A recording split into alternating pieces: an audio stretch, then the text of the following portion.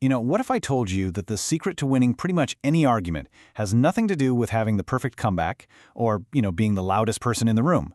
What if the most powerful tool you have is to just say nothing at all? No, really, just think about it for a second. When you're in some heated disagreement, what's your first instinct? What's your go-to move to make your point and, come out on top?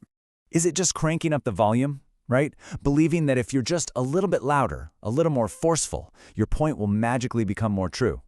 I mean, we've all seen that happen, and let's be totally honest, it almost never works. Okay, so maybe it's not volume, maybe it's speed. It's about having that razor-sharp, super witty comeback ready to launch before they've even finished their sentence. Like a verbal fencing match, where the quickest person wins. But does that really lead to any kind of understanding? Or does it just, make things worse?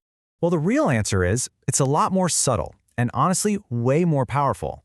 It's a technique that feels completely backward, but it can change the entire dynamic of a conversation. The answer is to try silence.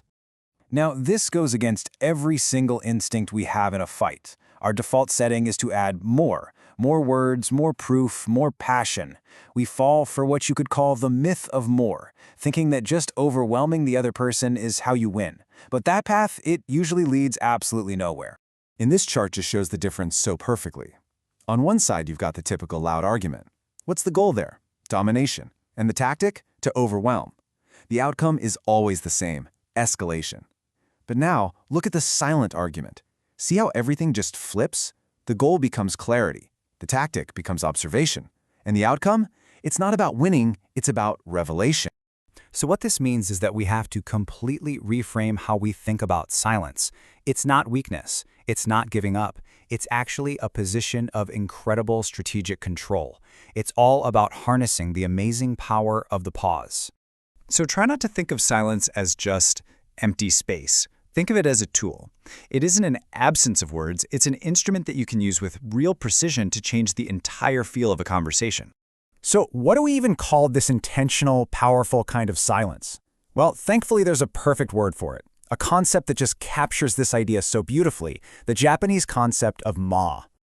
Ma is not just awkward silence, it's a deliberate pause. You can think of it like the space between the notes in a song that actually gives the music its beauty. So in a discussion, ma is that intentional, eloquent space that you create, a space where the truth actually has room to breathe.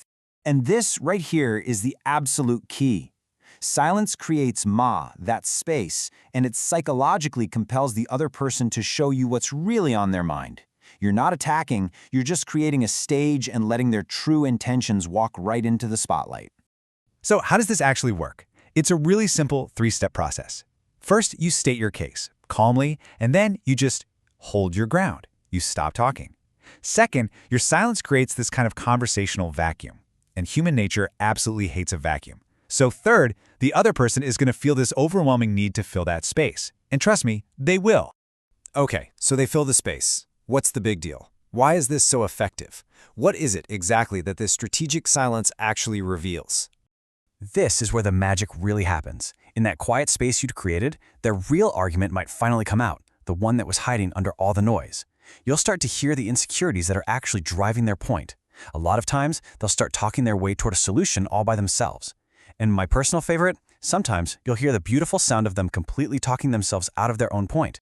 So you see, this isn't about just being quiet, it's about listening with a purpose. It completely transforms an argument from a battle into like an investigation.